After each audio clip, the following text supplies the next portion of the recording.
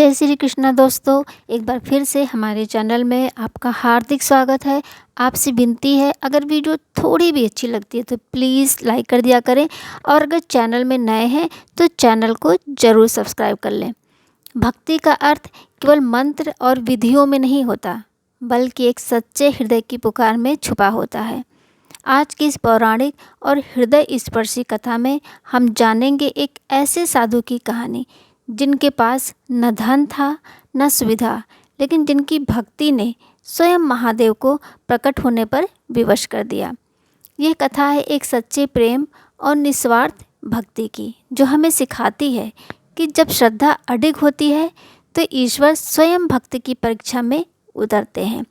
प्राचीन काल की बात है, जब भारतवर्ष के घने जंगलों और पर्वतीय क्षेत्रों में ऋषि मुनि अपनी कुटिया बनाकर तपस्या किया करते थे।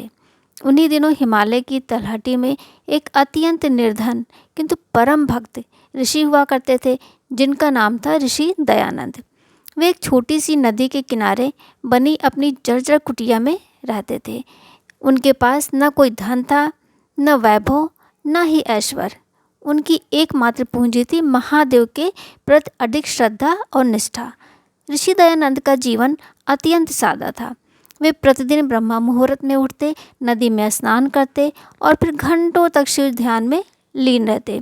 उनकी कुटिया में एक छोटा सा मिट्टी का शिवलिंग था, जिसे वे स्वयं जंगल से लाई गई मिट्टी से बनाते थे।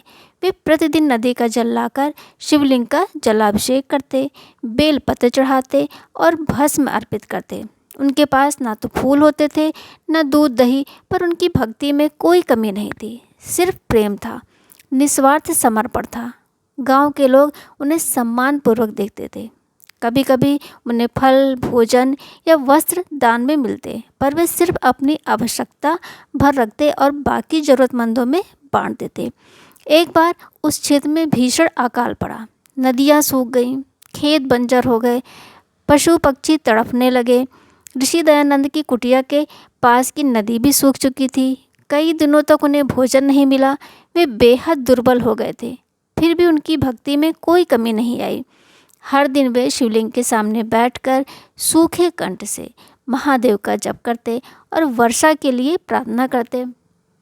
एक दिन जब वे भूख और प्यास से व्याकुल होकर ध्यान मग्न थे, उन्होंने देखा कि उनके पास न जल है न बेलपत्र। वे दुखी हो गए। तभी उन्हें अपनी कुटिया के कोने में एक पुराना सूखा बेलपत्र पड़ा दिखा, जो कभी पहले अर्पित किया गया था। उन्होंने उसे उठाया, आँखों से लगाया और पूरे प्रेम से महादेव के शिवलिंग पर अर्पित कर दिया।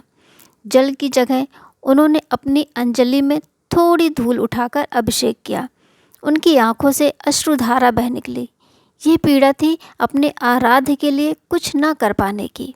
ऋषि दयानंद की यह भक्ति स्वयं महादेव की आंदोलित कर गई।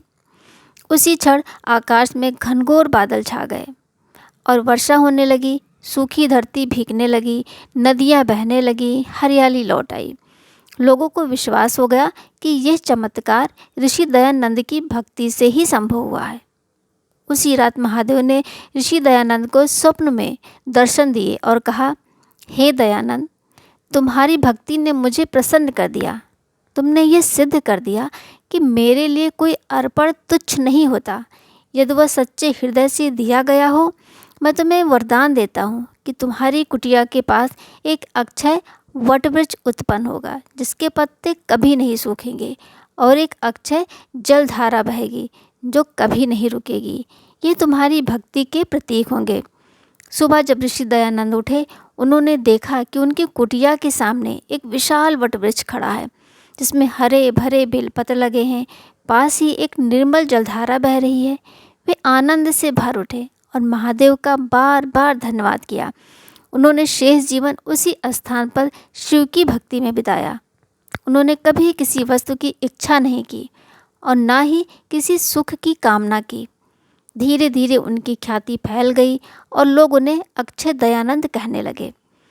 आज भी वह अक्षय वटवृक्ष और अक्षय जलधारा उस स्थान पर विद्यमान है, जो ऋषि की भक्ति और महादेव की कृपा का प्रमाण है। सच्ची भक्ति ना तो धन की मोहताज होती है और ना ही बाहरी आडंबर की। जब मन निर्मल होता है तो एक सूखा बेलपत्र भी ईश्वर को प्रिय हो जाता है।